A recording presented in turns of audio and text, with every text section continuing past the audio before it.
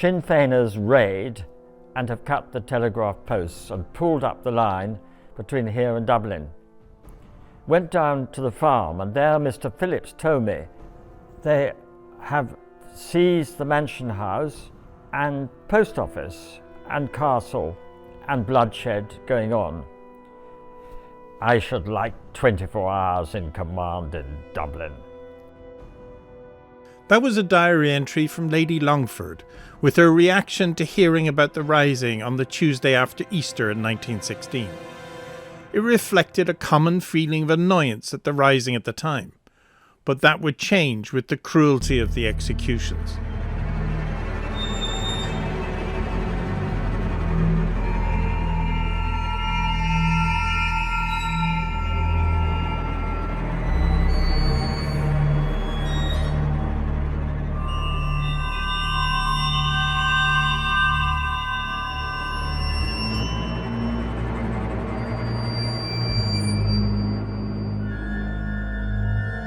Right, the war ended in 1918 in Europe, but it didn't end in Ireland. It went on to 1919 with the War of Independence and then the Civil War. So it went on for another 6 years, until 1923.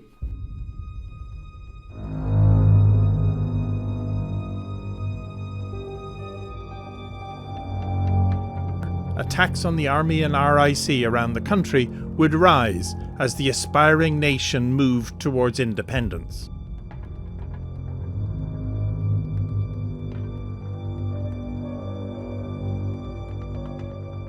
Tor House near Tyrrell's Pass was one house that was on the receiving end of early agitation in Westmeath. Tor at that stage was newly leased by the McKennas from the original and well thought of Pilkington family. The McKennas were subjected to a lot of local agitation in the form of cattle driving. This is where the cattle were driven off the fields onto the roads and maybe even further, and left on their own until rounded up again. It was a tradition of agitation going back many years and would be carried on well into the 1920s in Westmeath. I have now in my file somewhere, I've a list of where the local men here was going round and they were cutting Pilkington's or McKenna's fences and hunting his cattle up the road and everything. They got 12 months. They got 12 months in Mountjoy for it, like, you know. But this has been going on for a few years.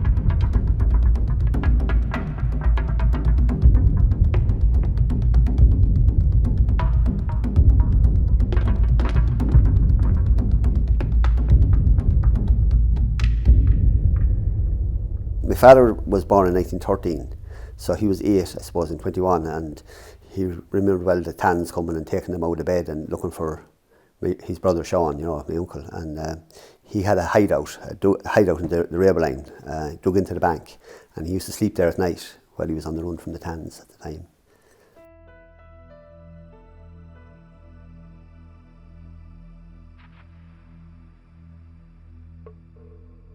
It's been extraordinarily difficult for big house owners because they were, I mean, I think most of them were horrified by the activities of the Black and Tans, and again it produced frightful hardship, kind of relations between them and people they'd always got on with till then.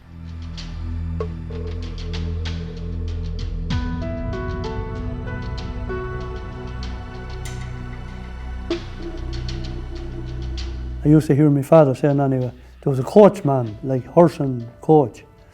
And the station is up that way, it's about 2 miles up that way. And the captain was coming home from England or wherever he was. And the coachman was out to meet him anyway. And he went up and he met him, and it was a lovely evening. How are you, captain? And he said, I'm grand. This. You know what I was just thinking? He says, I think I'll walk down instead. And halfway down the road somewhere, 2 fellas came out from behind a tree, had guns with them, stuck their head in. Where is he? Who? Captain. Oh, I'm after leaving him at the train. But the train is only after coming in. No, that's the other train. That was the only thing that he told us. So obviously he was a marked man, and there was someone to squeal to let him.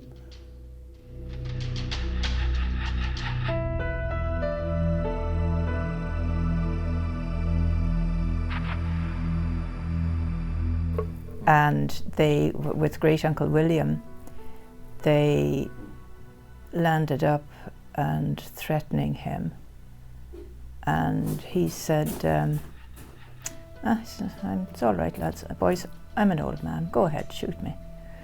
So there's no point in shooting somebody who doesn't offer any sort of resistance.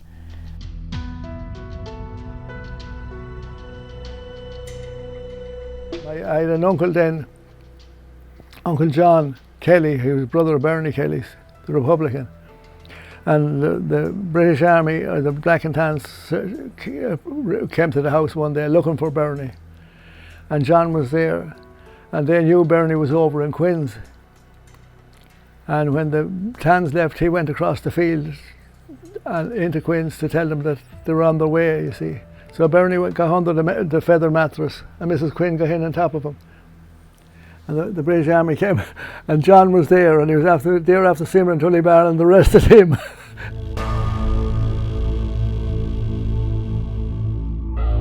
One of the most remembered incidents in Westmeath was the attack on Moydrum Castle, the home of Lord Castlemaine, a prominent English peer in 1921. Locals all have differing relatives' memories of that event. The boys that did cause the fire, they used to train in our field up in Blairy every other night. Some of them were from Coast. So they passed down by the gable end of our house on that night to commit, because 5 or 6 of their houses in Coaston was burnt down the night before by the Black and Tans from England, and they were very, very cruel, you know. And in retaliation, they came round and burnt a lot of houses. And so then, in retaliation again, the volunteers burnt the castle. So I think it started more or less, that was the start when we said that incident in Coulson. There was 30 soldiers marched on the castle the night it was burned. And the man in command was a man by the name of Thomas Costello, from Athlone. But then my uncle was one of the ordinary volunteers, Sean Costello. So they thought there'd be resistance there. They were all armed, 30 of them, and they put up no fight. Lord Castlemaine himself was in England at the time, and they brought the lady herself out, and she sat on a rock in the courtyard, and they burned down the castle. It was 7 men that burnt Moydrum Castle. They have stories on the paper there that there was 50 men. There was no 50 men, there was 7 men. No one knew who they were. The leader of the gang told me. How I come to know was, I brought him to a funeral, and he went over and sympathised with a brother of the man that was dead, and he says to him, he was one of the 7. And that man's brother asked me after, he says, your uncle, he says, sympathised with me, and he says that my brother was one of the 7. What did he mean by that? So I asked my uncle, and he told me. Well, I don't think the people around here would have anything wrong to say about Lord Castlemaine. I suppose the fact they picked that house because it was British, you know. But I never heard anything wrong said about Castlemaine, and he was a good employer, I'm sure he was, and I'm sure lots of people worked in it. But it's collateral damage, I suppose, you know. Lord Castlemaine was burned out because they wanted his land, pure and simple. Even though all he had left was his domain, inside the domain wall, the rest was all sold off. But that wasn't enough for the local revolutionaries down there. They wanted the rest of the land, and they burnt it out. All these mansions at the time were under threat because it was the policy of the IRA at the time to get these people out and get the land divided. That's what they were after. And they burnt another big house the following night as well, so it was part of a campaign to get them out. And they came back subsequently and burned out estate houses to get rid of the records, of course, and other houses, other parts of the estate buildings were burnt as well. So that's what that was about. Well, after a couple of days you go down to it, it was completely burnt out, like, you know, so that was I think that was in 1920 or 21, wasn't it, yeah. So that land was all, the government, when the government was formed here, they took over all the land and they divided it up. I mean, there's Howard Bury, who was out on the Everest reconnaissance when the War of Independence was going on, and he was, constantly afraid that, he was going to get a letter from home telling him that Belvedere had been burnt, but it wasn't. I think there was, at Charleville Castle, there was some outbuilding was burnt, but not the castle itself, because again, the Earls of Bury seem to have been regarded as pretty good landlords in that.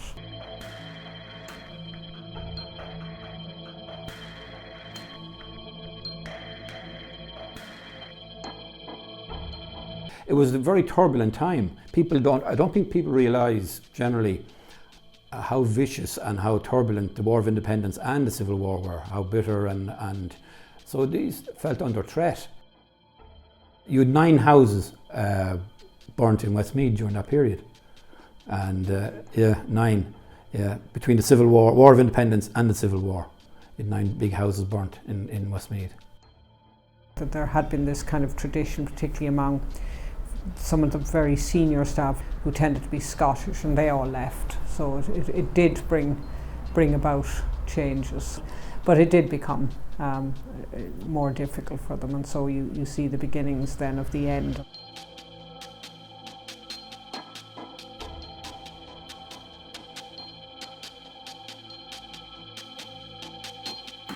Several country houses in Westmeath were burned down during the weekend. In all cases, the houses were occupied by Protestants. Tor House, a splendid mansion in the Elizabethan style of architecture, the property of Colonel Pilkington, was among those destroyed, and there alone the damage is estimated at over £40,000. I got the story from Bill McKenna's grandson. 1921, Christy Martin, he led the crew that got them to go in. Oh, they were going to shoot the whole lot of them. 50 men went in there. And what happened was, they went in, and there was Bill McKenna and he'd 2 or 3 brothers. The lads came in, all armed up, and they got all the maids and the women that was in the house, and they put salted Hessian sacks round them and made them sit all under the trees. And they're going to shoot them all. But apparently one of the maids recognised Christy Martin's voice, and him being the commander, and she told him, she said, "I know who you are." She says, "Christy," like that. So then they thought, no, instead of murdering them all, shooting them all, we'll burn the house down. Before they set fire to it, the battle started, and the 3 McKenna sons were up in the top floor, and the IRA boys assembled at the garden wall, and they were shouting up to each other, and the IRA was saying, there's no way out, this is it, the end of the road for you. We're driving you off this land, and that's all that's to it. And they did, because the sons got away in a motor car. Mr. Henry J. McKenna deposed that he had been subject to a persistent boycott. Armed men came to his house and gave inmates 20 minutes to get out. They had to leave, and when they returned, the place was in ruins.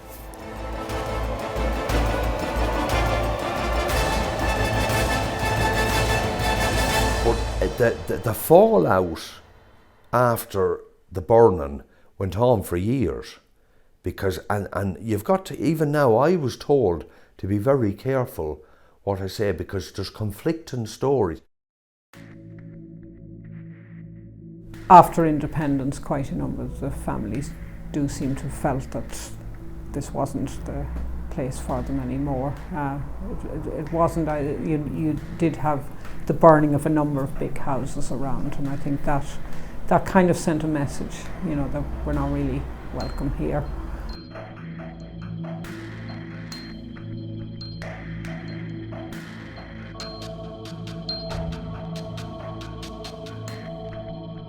After the fears and terrors of the War of Independence, for Westmeath, a moment of triumph, as the British forces left the barracks in the town and were replaced by the approaching new Irish Army and their leader, General McKeown.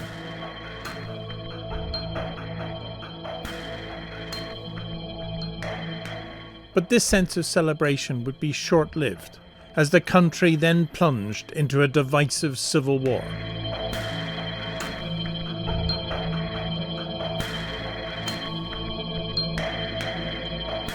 It all went back down to partition, what we're talking about now, you know. Like, partition never worked and still doesn't work. But I suppose on the other hand, the people who signed the treaty, they had to sign it because they were going to start killing us if they didn't. So they had Hopkins' choice, I suppose, you know. But I suppose if you go back and look at Fianna Fáil and Fine Gael family stuff, that was the divide. Like they were both born out of civil war politics. This was probably, my father's family probably was a Republican family, you know. His brother Brian was married to Dorothy Hughes, whose brother was Tommy Hughes, who was executed in the barracks in Athlone by the Free State. So that was civil war politics, which was an ugly politics, you know. Mr. Stewart told me he has written to your ladyship when he heard about the raid. I am sorry it has happened and that the bicycles were taken. Also the electric torches and 2 hats from Lady Pansy's room, the whisky and claret from the cellar. I don't know what they have taken from your ladyship's sitting room. They seem to have spent a lot of time there, also in the housemaid's living room, where they had a good meal of cake, milk and new eggs. They stole from that room a very nice pair of scissors and a case belonging to Pakenham Hall. What I feel most is the shock at finding the 3 weird figures with lighted candles and revolvers standing in the passage. Pakenham's, their house wasn't touched because Lord Longford was killed in the First World War in Gallipoli. And he had got on very well. Again, relationships with the local tenantry and the local people was a big factor there as well.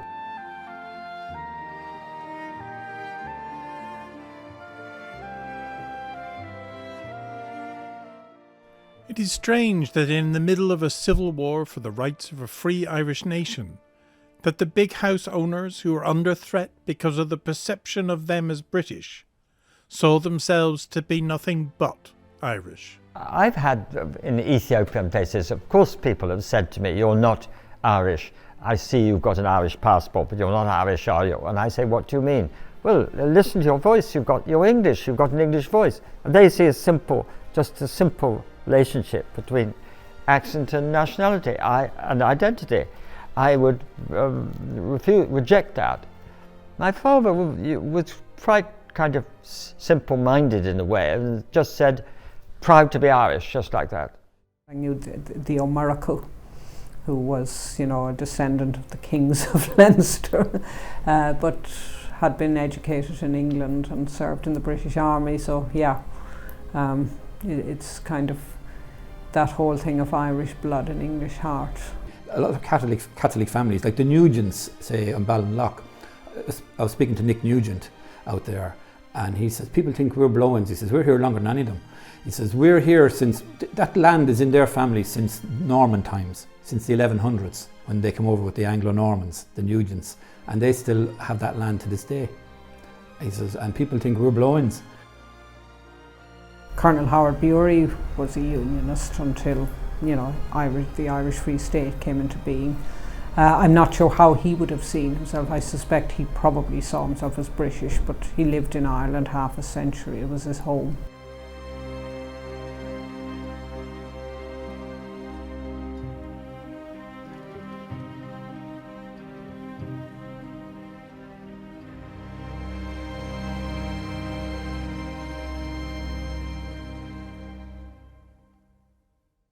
Towards the end of all the conflicts, foreign and domestic, and after massive tax rises to upwards of 70%, and major changes in society around them that meant that the role of the domestic worker was seen very differently, the days of the big house owner in Westmeath were largely coming to an end. People saw that there was maybe more, you know, with the advent of, building and things getting better, that they saw that there was more money to be made. So then those people, they either went away to work, and so then the generations wore out. So the big houses had nobody to work, and they couldn't afford to pay them the big wage now that they were now commanding out, where outside, say, of the big house and estate environment. There was a letter that my grandmother wrote to her sister in Canada, saying how hard times were since the gentry went. That was after the burning of my Drum Castle, which was 100 years ago there in August, and that we find she described my father, of how he was willing to work, but the farmers had no money to pay him. There was no money since the gentry left. Get these rather poignant accounts of great big freezing houses where the lord and lady are sort of huddled in front of the fire, and the drafts going, they can't afford to do anything, there's holes in the roof, and there's so the number of staff that would have been dropping off. I am the first of my family for 400 years who didn't work in the big house, and the opportunity was there for me when I was 13, because the lady from the manor called in on her way home from Mullingar one day and said, "Now Lizzie, I have a few hours in the house for Olive on a Saturday if you want to send her up." And my mother said, "Thank you very much," she said, "but my daughter will never work in service." And she said, "Oh really, are we that bad?" And Mammy said, "No," she said, "it's just there's more opportunities for her than there were for me." I don't actually remember ever being told, "Now you mustn't do that," but the whole atmosphere around wasn't inducive for us to go into service.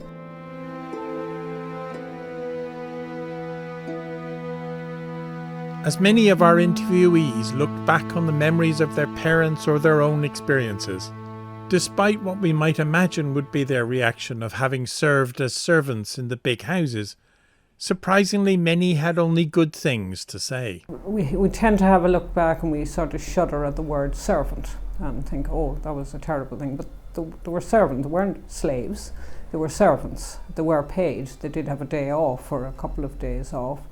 And it was actually, for many of them, it was a very good job. Particularly, some of them were able to, go home at night, and particularly the younger ones. And if it could be a job for life. And it was a different type of society. It was perhaps a more deferential society than we are now. Reading the wills of some of the landowners, particularly one of them being Francis Chapman. He was the owner of South Hill House. He would have been an uncle of Lawrence of Arabia. When he died, he was a single man. When he died in 1915, he left a substantial sum of money to his butler. Colonel was a gentleman, lovely, big man and big smile on him. And they used to have parties for all the workers' families twice a year, once down at Loch and you'd be brought down in a tractor and trailer and creels, and it could be 30 youngsters in the place. And Mrs. Bide now, she was young, but she appeared to be a character. She used to be out playing sports with us. But I did like and I did enjoy Daramona. It was a wonderful place. To say that you had been inside the walls and worked in there was a great thing then.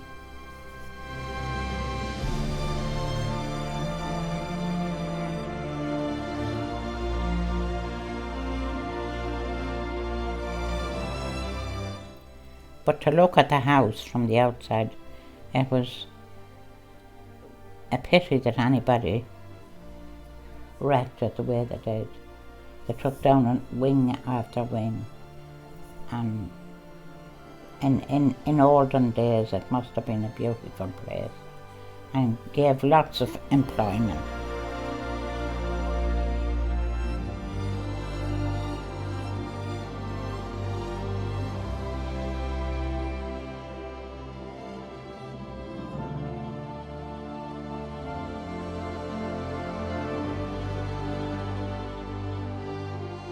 the day my mother died, my mother was sick for a long time, she had cancer. And Mrs. Purden was coming home from the show and she stopped in Mullingar for something, or in Killucan for something. And someone said to her, it's sad about Lizzie, you know, she died this morning. Well, she came in and she was hysterical and she's sobbing and sobbing and sobbing. And I was saying to her, you know, it's okay, like, she didn't suffer. And you're saying all the right things. And she said, oh no, Olive, you'll never understand what she meant to me. She said, I went into that house, she said, as a young woman. She said, having to uphold a lot of standards and rituals and things I didn't understand. And she said, I'd go down in the morning and your mother would say to me, I'd say, there's 10 coming for lunch on Sunday, Lizzie. We'll have such a thing. And Mammy would say to her, well now, Miss Purden, you see, it's tradition it's such and such a time of the year and such a thing, we'll have rabbit stew or we'll have pheasant or whatever. And she said she never let me make a mistake.